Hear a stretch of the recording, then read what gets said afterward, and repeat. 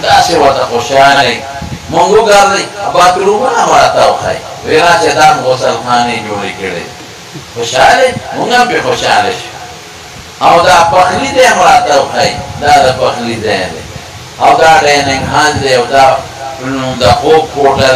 دا ورته خوشاله لور چې کور جوړ کې خوشاله دوی چې کور جوړ کې ورته خوشاله نو چې خدای له کور جوړ کې او ته به خوشاله نشي او ستا ایمان کې فرق دی مساجد و بیوت الله دی د خدای کورونه دي د خدای داسې کورونه چې الله پکې اوسېږي الله ته نسبت د تشریف او د تکریم دی د الله عبادت پکې کېږي مونځ پکې کېږي او چې مدرسه یو ځای کې جوړه شي او څوک په مدرسه خفوي د ایمان کې نقصان دی ولې مدرسه کې څه ښودل کېږي قرآن ښودل کېږي د پیغمبر مبارک سنت او حدیث ښودل کېږي نو چې څوک په قرآن خفوي دا مسلمان کېدی شي چې څوک د پیغمبر په دین خفوي دا مسلمان کېدی شي نه مسلمان خو هغه دی چې د خدای او د رسول سره ټولو نه زیاته مینه او مسلمان خو هغه دی چې د خدای په دین خوشحاله شي او د پیغمبر مبارک په راوړل شوي دین خوشحاله شي حضور پاک مدینه شریفه ته لومبی هجرت وکړ لومبی یې ګوري جومات او مدرسه جوړ کړې ډېر خلک په دې زمانه کې د مدرسو دشمنان دي او د حیران په دې ځان ته وایي مسلمان ته څنګه مسلمان یې چې ته په مدرسه خفه کېږې تعلیمه مدرسه خو د ملا صاحب کور نه دی مدرسه خو د ملا صاحب اجره نه ده مدرسه کې استاد بچې سبق وایي ملا صاحب که پکې درس ښایي نو ستا بچو ته قرآن ښایي او ستا بچو ته دین ښایي پس هم دی نن سبا د ډېرو غټو خلکو بچي خدای د مدرسو په ذریعه عالمان کړ د غټو افسرانو بچي د فوج د غټو کرنلانو بریګیډیرانو بچي خدای حافظان کړ په مدرسو کې د پولیس د غټو ډي پي اوګانو او د لوی جرنیلانو بچي او د سی پي اوګانو بچي خدای په مدرسه کې حافظان او قاریان کړل د غټو زمیندارانو بچي او د غټو خانانو بچي خدای په مدرسو کې حافظان او قاریان کړل ټول وایي الحمدلله دین خو یوازې د مولا نه دی او نه قرآن د مولا دی قرآن د فوج د افسر هم دی د پولیس د افسر هم دی د سکول د پرنسپل هم دی د زمیندار هم دی د کارخانه‌دار هم دی هر سړی به وایي چې زما بچی قرآن زده کړي او قرآن یاد کړي او چې قرآن سره د چا مینه لیدا د کوم ځای مسلمان شو نو ته په مدرسه ولې خفه کېږې ظالمه څوک وایي دا ملا صاحب تنخواه دي نو تنخواه کفر دی څه ته ولې دی نه کنه دې دین خیراتي ښایي نو که زه یو ګیرکار ته ویم چې جومات کې خیراتي کار وکړو بچي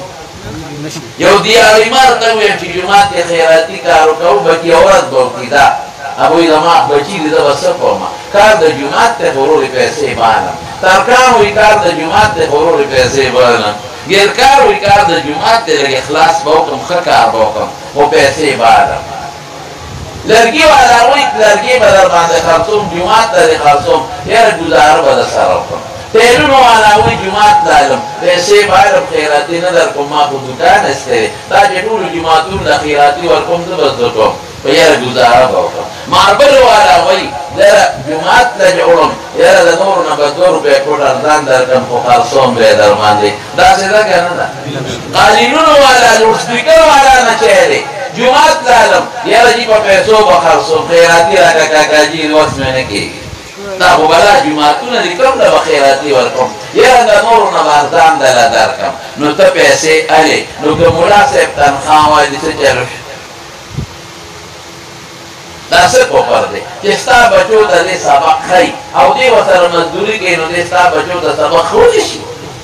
دې ورسره تجارت کوي نو دې تا ته سبق ښولی شي او څه تنخواه زمونږ د مولیانو صاحبانو خبر یې د غټ ملا تنخواه 15 زره شپږ زره د شیخ الحدیث تنخواه 10 زره ده 11 زره ده د بعضې قاریانو 3 زره او 4 زره تنخواه ده قسم دې 3 زره تنخواه هم شته دا 4 زره شته نو ما ته یو سړي وي دا ده میاشتې مهینه دا درو دی تنخواه خو وینې ته چې دا میاشتې به ورکوي وی پدې گزاره کیږي مې ستاسو خیال دې چې د محتمم صاحب 50,000 تنخواه ده د استاد 50,000 تنخواه ده په جماعت کې امام دې رښتیا وایي څومره تنخواه ورکوي 3,000 او 4,000 او 2,000 د میاشتې هغه د میاشتې خلکو 10 روپۍ پکې په ځان چا 50 او چا 100 او چې د میاشتې لومړی تاریخ راشي مانځل هم څوک نه راځي نو ما د خلک وایي په دې 6,000 تنخواه د دې ملا صاحب ګزاره کېږي مې حجونه عمرې پکې کوي دې پکې خدای حج هم بوځي دې پکې خدای عمرو هم بوځي دې پکې د زوی واده هم کوي دې پکې د لور واده هم کوي په ده د دوکاندار قرض هم نی ده چې ته توره پټۍ هم نه راتړلې چې تنخواه زیاته کړې هړتال کو وی دا څنګه مې خدای شته که په څنګه یې مونږ هم خبر یو روزي د چا لاس کې جواب راکړي داسې نه شوق سره خدای د چا لاس کې عزت چا سره دی عزت چا سره دی ذلت چا سره دی بچي چا سره دی ژوند څوک ورکوي اخلي څوک روغ صحت چا سره دی څوک بیماري راولي څوک بیلر کوي ان من شيء الا عندنا خزائنه وما ننزله الا بقدر معلوم الله اذا عرش خزانه منصر دي مونږ په یو خاص اندازه نازله نو چې څوک د خدای قرآن ته ناست او د خدای د قرآن خدمت کوي او د پیغمبر د دین خدمت کوي نو سره خیال دې له خدای ډوډۍ ورکوي که نه نو بعد خلک په مخه لغوندي دا مولیانو یوګي دي مونږ اوږې نه یو شکر دی ښه مونږ له خدای دومره ډوډۍ راکړه چې دومره ډوډۍ ستا په سر په 20 کاله کې هم نشي خوړی ډوډۍ خو نه ټوله مونږ خلاصه کړه تاسو څوک خوړه خوینده کچالانه ټوله خوړه مړی کې په اسانه تېرېږي یا ټوله هم تور باټینګڼه خوړه یا تاسو خو زمیندار یې لاوڼه مه خوړه او سبزی مه خوړئ او د ګډانو غوښې ټولې درنه مونږ خوړه چرګان ټول مونږ نه ووان هر ځای له چې زه مېلمانه یم ستاسو مېلمانه یو او بې د چرګ نه به بل شي چاړه نیږدي یو ځای کې یو مدرسې ته تلم هغه لار د چرګانو بازار کې تللی و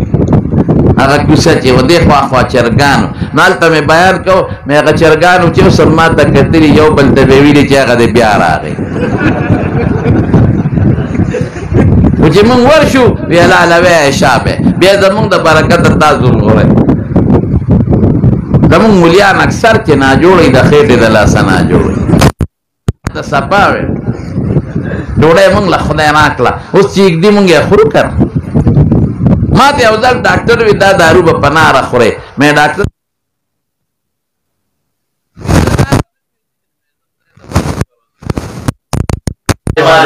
It's 11:51 a.m. چې وږي مې خدای شته که سهاره موږی یم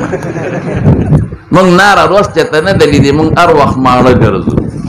په 3,000 او 4,000 تنخواه کې مونږ ماړه ګرځو وی دا څنګه مې څنګه دا دی چې ستا د جیب نه خدای وباسي او مال یې راکوي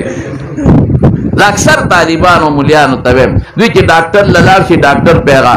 څه ورته وایي لکه سټسکوپ کله په سینه او کله په سر او کله په یو ځای یاره مولوي صاحب څه ظاهري بیماري خو ده کې نشته ایکسرې دې پاکه ده الټراساونډ دې پاک دی دا څه چل دی دویم ډاکټر مه ستړی کوه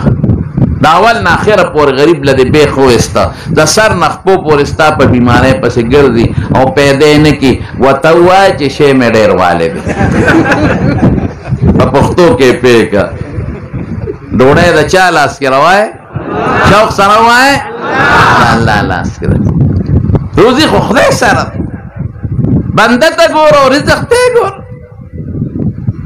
یو لوی افسر و د پولیس اوس ریټایر شوی لوی جرنیل و ډېر نیک سړی او ښه سړی نو مال یې ډوډۍ وکړه لاړو نو غټ دغه ته یې بوتلم هوټل ته نو غریب ځان سره د کور نه په ټپن کې مخې راوړی وي هغه ته مخکې پرتی مې دا ولې وي زما دغه خوراک دی مال ډېر دولت ډېر عزت ډېر نیک سړی مو ښه روجهدار و عمرو له به هم ته غریب ډېر نیک سړی دی خدای دې وله روغ صحت ورکړي اوس بیمار دی او دغه وي زما خوراک پیسه ډېره ده او په تا پرهېز دی نو څه به وکړې لوی خان دی لوی خان یو غټ خانو جومات یې جوړ کړی دی بوتلی چې ډوډۍ ته کېناستو بیا موږ سره خروي زما پرهیز هوټل نه یې راله نری غوښې ور سره غوښتي دونه تکلیف غریب کړی و مې ته خروي صاحب زما پرهیز دا د مخامخ پرته ده وایي مه به خورئ اوس څه کې ډوډۍ د الله په لاس کې ده رزق خدای سره دی ډېره غټه تنخوا بالي او قرضدارې به ګرځي بچي به یې لوپران یې لوځئ به ښځه به یې لوپرئ او به ته یې لوځئ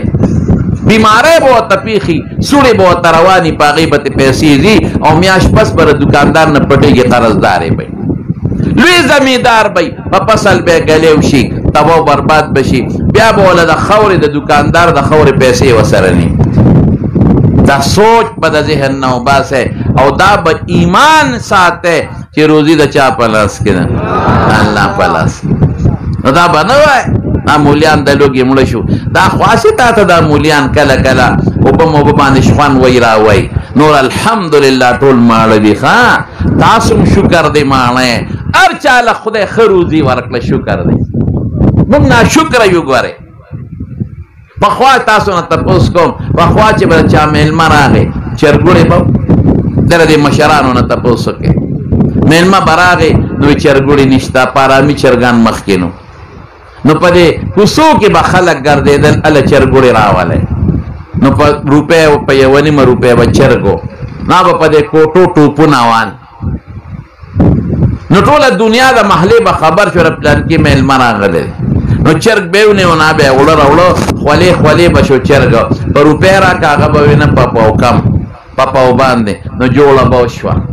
اوس یې وي ملا له یو څه چیلا لیکي بل چا به لالول هم نه شو نو ملا صاحب هم صاحب مټې والې او خپې به هرته کړې ته به یې ګنې سنډا لالی او چاړه به کله ښي طرف ته او کله ګس طرف ته راښکه چاړه تېره کومه او ماشومانو ته به یې وي اخوا شی خبرې مه کوئ ګورې بیا تې ساه نوځي اوس خو تې سه وځي هلکه نو چاړه ملا به پکې غریب مری وه وی دې بانګ وایي نو چې مری مضبوطی او سر به هم پکې د ملا قسم دې سرونه به خلکو پخول تپوس وکړه د میلمه د مشرانو سر به خپې به پخولې سر به په خپله پخاو ما یو ځای کې میلمه هم بجلي لاړه او ډوډۍ مخ به زور کوم او شي پاسپنج دی ښکته پورته کېږي مې خدای دا څه شی دی دا ښکته پورته کېږي بجلي راله چې مې وکتل د چرګ په قرقره مې زورونه ټول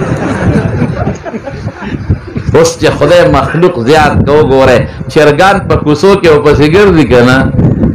یو چرګ به میلمه له یو حلال کو باقي به پې دا لاوڼې ماوڼې او ساګونه لوګان خوړل قسم دې بې غوښې لوګان کورکمان به پکې اچو ټماټر به یې وله ټکول مخلوق خدای زیات که روزي وله څوک ورکوي الله اوس چایو سره خلک چرګان خوري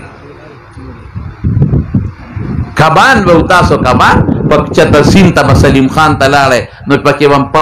پاو کبان ونیول اوس چې مخلوق زیات شو ځای په ځای هلکه تازه مایا دا به نه وایي چې روزي څوک ورکوي په هر موسم کې درته ټماټر میلاویږي اب په موسم کې میلاوېدل بیا به نه میلاوېدل په هر موسم کې درته هره میوه میلاویږي وما من دابة فی الارض الا علی الله رزقها په مخ د ځمکه چې څومره ګرځنده مخلوق ګرځي رښتیا ووایه ډوډۍ په چا ده واوره به کم ځای وه خلک به واورې پسې ګرځېدل جګړې به پې روژه کې خلکو کولې هغه کور کې پرچ پروت دی یو کوټه کې به پلار او بچي پراتو د مشرانو نه تپوس وکړئ هم به پکې څاروي تړلي یو طرف ته پکې خلک پراتو نیم کوټه کې به څاروي نیمه کې به خلک پراتو او قسم دی چې زوی له به یې واده وکړ یو طرف ته به مور او پلارو تاوڼی به یې منځ کې پرته او بل خوا به ښځه خاوند ورڅه ګورئ که نه پخې کوټې دروازې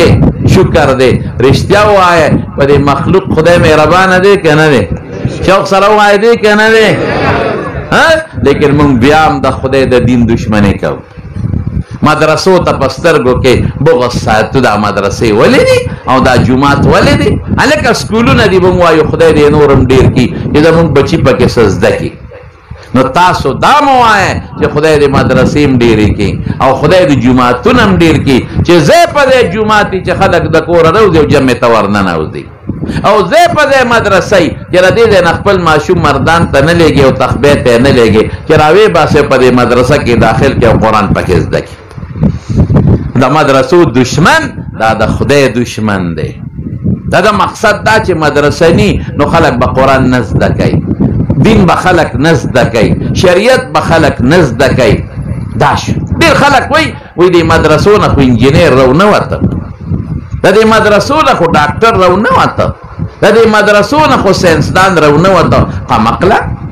د ګنو د فصل نه به ګني روزي که چقندر به دې روزي وای ګني به روزي کم دکان کې چې ته پې خرڅې نو د هغې نه به پې روزي که د هغې نه به کبان روزي پې به تې روزي کم ځای کې چې ته الوګان وکرې نو که الوګان به تې روزي او که د هغې نه به ټیپر روزي وای نو ته خو قمقلې مدرسه کې خو موږ انجینري نه ښایو چې انجینر به پیدا کېږي مدرسه کې خو موږ ډاکټري نه ښایو چې ډاکټر به پیدا کېږي مدرسه کې خو موږ ساینس نه ښایو چې ساینسدان به پیدا کېږي مدرسه کې قرآن ښایو حافظ به پیدا کېږي انشاءالله زما مقصد دغه دی چې حافظ جوړ کړم مدرسه کې د پیغمبر حدیث خیمه د پیغمبر د دین عالم به پیدا کېږي انشاءالله منگزار به پیدا کېږي انشاءالله د پیغمبر په اخلاقو منور به پیدا کېږي انشاءالله هلکه میډیکل کالج نه څوک جوړېږي ډاکټر تا چاته وایي چې انجینر دی ولې پیدا نه شو ابوی کاکا دا د ډاکټرۍ سبق دی انجینر خو دغه نه جوړېږي دا انجینرینګ کالج نه جوړېږي هر شي خپلې مونږ وایو چې دلته حکومت د انجینرینګ نظام چلی مونږ نشو چلولی زمونږ کار دا نه دی اوس نشته چې دکان ته ورشئ نو ابدله سر خرئ ابدله جامت کوي داسې ده که نه ده هغه نه تا نه انجینر جوړولی شي که ته ورته وایې چې نه کاکا ما نه انجینر جوړ کا ابه وایي پرتوګ وباسه چې د سنت کم چې سم انجینر ده نه جوړ کا नहीं भाई माना डॉक्टर जोड़ का नहीं का काजर आखिर माना डॉक्टर जोड़ का अब डॉक्टर रूस तो रहा दे ख्वाकेगा ये दे कलम कम के सम डॉक्टर दना जोड़ का दा कमकल खलक मदरसे न वो इंजीनियर होना वात मदरसे न डॉक्टर ख्वारशी दा मुंग कार दगा न दे मुंग खुशाली गुची मेडिकल कॉलेज जोड़ी शी और डॉक्टर आंती हुई कि दमे इलाज की मुंग खुशाली गुची इंजीनियरिंग कॉलेज जोड़ी शी او انجینیران تیوزی چې مالا سړکونه جوړ کړي او مالا بلډینګونه جوړ کړي مونږ خوشحالیږو چې اسکولونه او کالجونه جوړ شي چې فوجي افسران تیوزي چې زما د سرحدات او د ملک حفاظت وکړي مونږ خوشحالیږو چې اسکولونو او کالجونو کې خلک سبق ووایي چې پولیس ته جوړ شي چې زما او ستا حفاظت وکړي او امن راولي مونږ خوشحالیږو چې اسکولونه او کالجونه جوړ شي چې ساینسدانان ته جوړ شي چې هغه مالا میزایل او ټینک جوړ کړي چې زه په کافر سره جنگ وکم دا خو نو دوی دې په دې خوشحاله شي دا خلک چې مدرسې دې جوړې شي چې قرآن والا ته وځي مدرسې دې جوړې شي چې حافظان ته جوړ شي سبا عالمان شي سبا حافظان سبا انجینران ټول خلک خو یو کار نشي کولی د ملک خدمت بدل نور کوي د وطن د امن خدمت بدل نور کوي د تجارت خدمت بدل نور کوي د ځمکې زمیندارۍ خدمت به نور کوي دا ټول د دنیا سره تعلق لري او د قرآن خدمت ضروری دی که نه دی د پیغمبر د دین خدمت ضروری دی که نه دی نو ډاکټري ضروری ده او دا نه دی ټول ضروری دی یو بچی ډاکټر کا میډیکل کالج ته ولېږه یو بچی انجینیر کا ولېږه دغه ته انجینیر یونیورسټۍ ته یو ساینسدان کا یو ځای کې کا یو بل ځای کې کا یو د عالم کا اخرت لم ضرورت شته قرآن لم ضرورت شته یو د پیغمبر د حدیثو هغه عالم کا دین تم ضرورت دی که نه ظالمه حضور پاک ډاکټرو که انجینیرو او که ساینسدانو اصل راغلی دی هغه دې راغلی چې د خدای قرآن خلکو ته ورسوي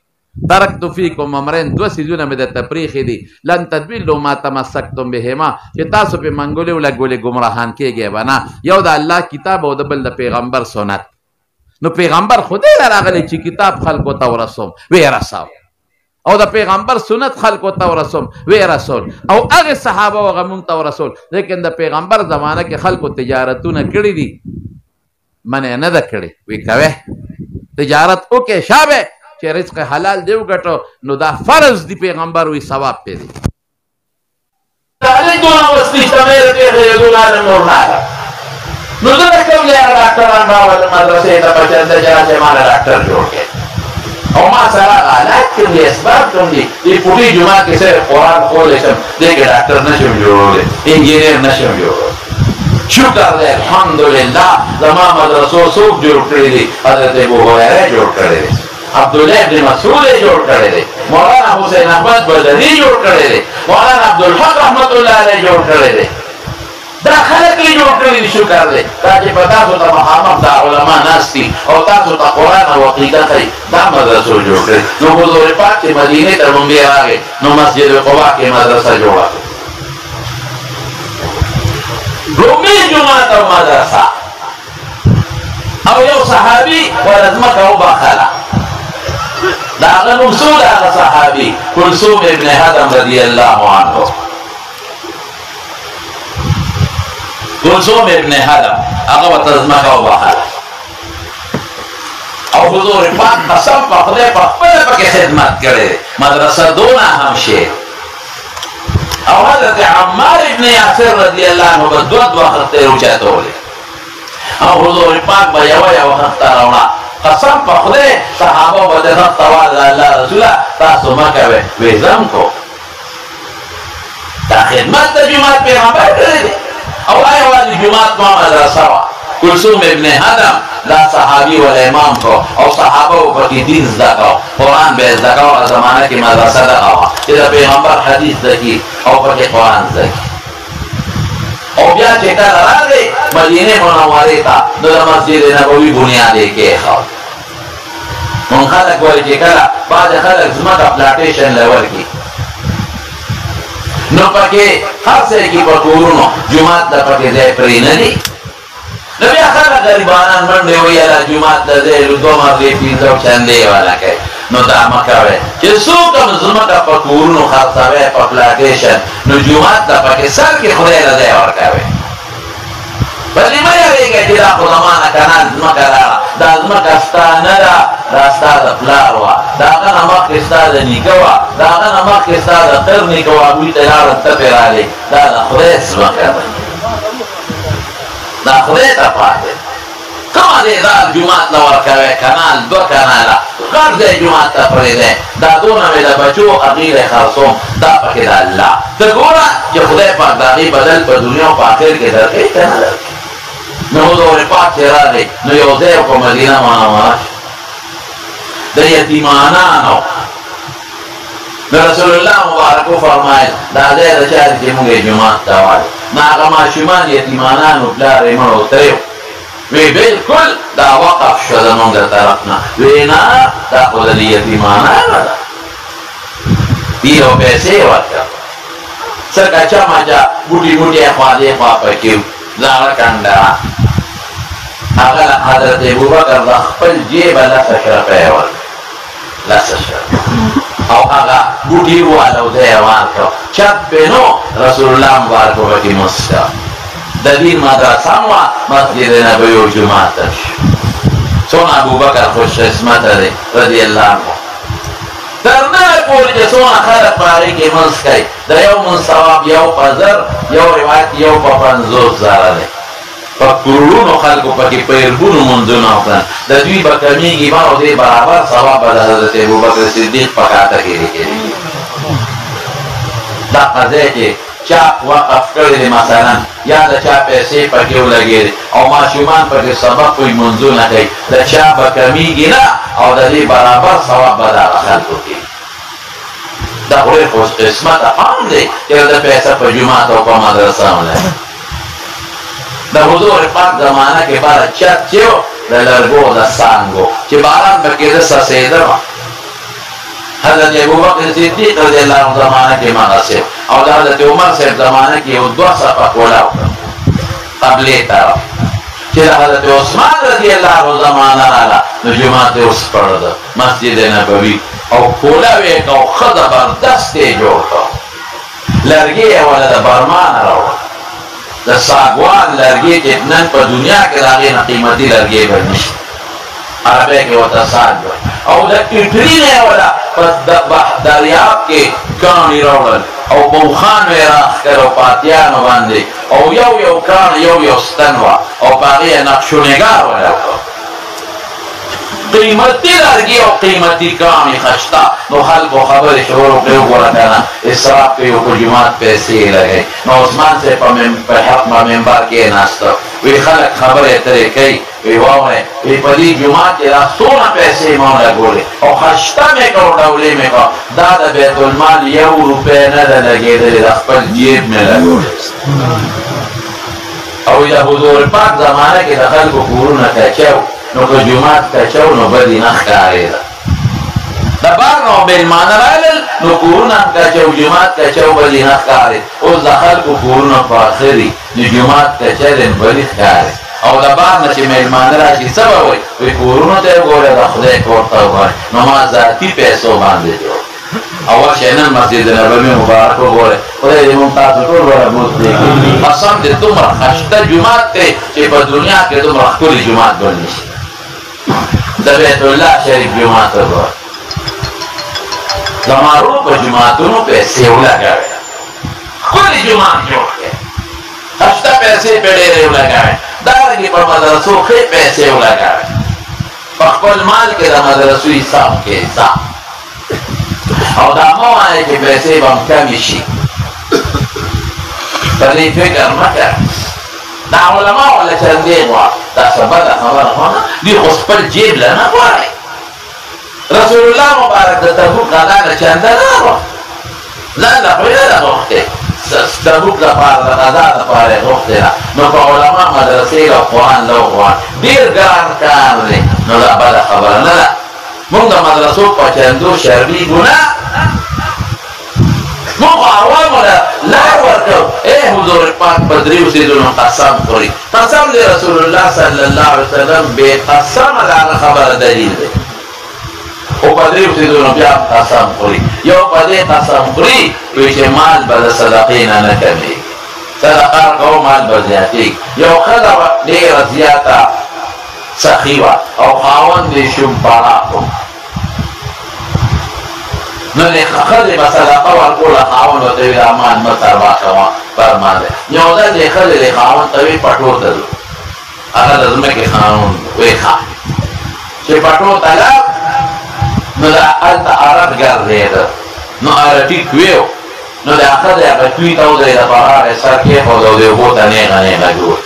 او خاوند لګیا دی په پولو بوټو فصل ګرځي ښځې ته وایي راځه کله چې وګرځو چکر په پټو کې ولګوه وایي صبر وکړه درځم بیا یې واز ورکړه یا ښځې راځه دا باغونه ده فصل پټي وګوره چکر ولګوه وایي درځم سړی خو ګرځي زمیندارو سره خپل باسونه وغیره وکړل اخره کې دا خاوند راغی وایي د خدای ظالمې هسې دې وخت تېر کړ وخت یې ستړی ته څه نه راغلی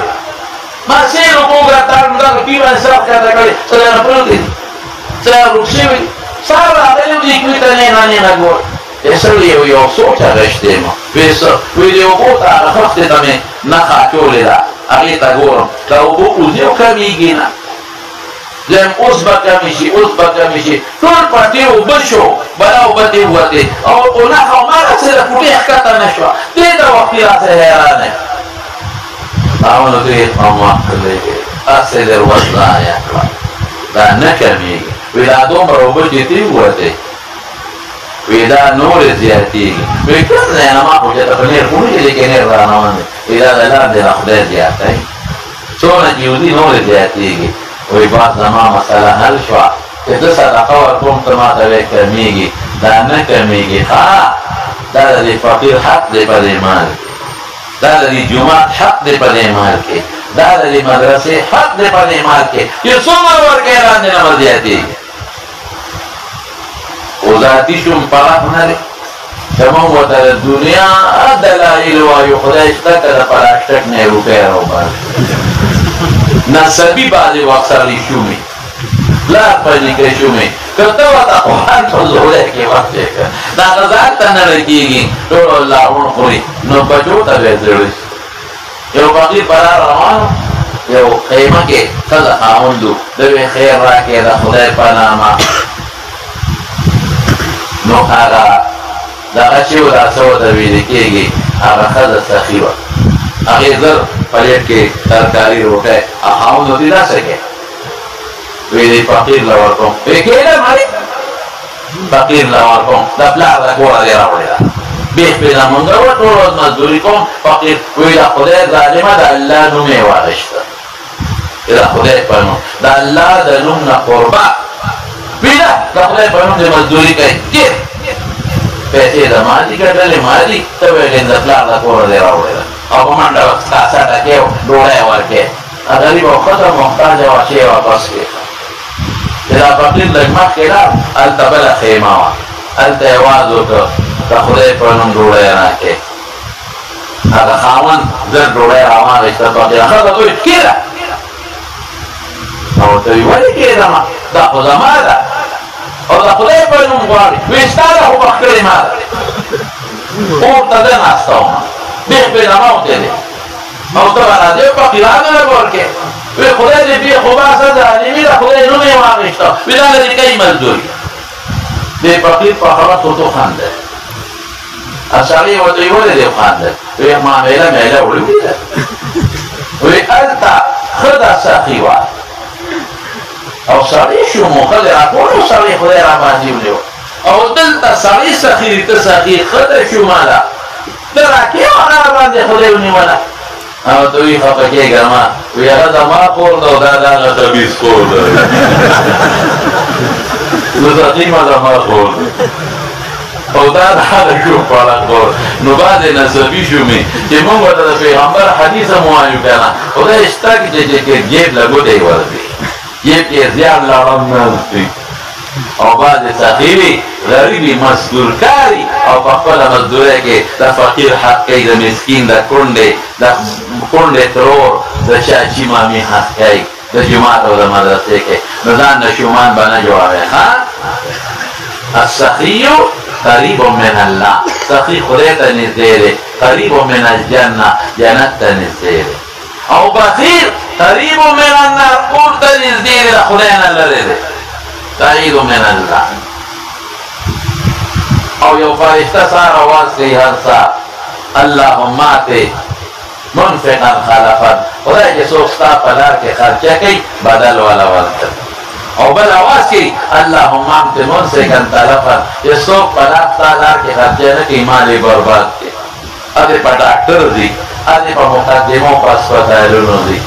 نو د مارونو شکر دی الحمدلله چې دلته مولانا فضل خالق صاحب په لاس خدای پاک جومات او مدرسه جوړه کړه او نن د هغې افتتاح ده او تاسو هم په ګڼ شمېر کې راغلئ او شکر دی نیکان خلک یې صالحان یې او دینداره یې نو دا خو د کار وخت دی او تاسو خپل کارونه پرېښي دی او دې مجلس ته راغلئ او دومره په غټ تعداد کې راغلئ دې نه معلومېږي چې په دې جومات او په مدرسه تاسو خوشحاله یې ښه ټول وایي الحمدلله څوک سره وایي څوک سره وایي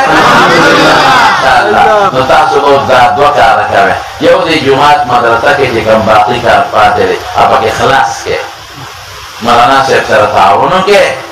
او د اخلاص کې چې خشته جوړ شي مونږ به پکې تاسو کوئ بچي به ستاسو سبق وایي او چې مدرسه وروسته چلیږي دوی سره مدد او تعاون وکړئ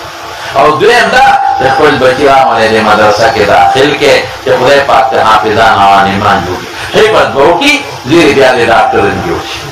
یا حافظ می ډاکټر به ایمان به کوي حفظ دیو کې علم دیو کې نو بیا هر څه کولی شي نو دین به زده کړي د خدای او د رسول راوړلی شوی انشاءالله کوو به داسې بیا نو دا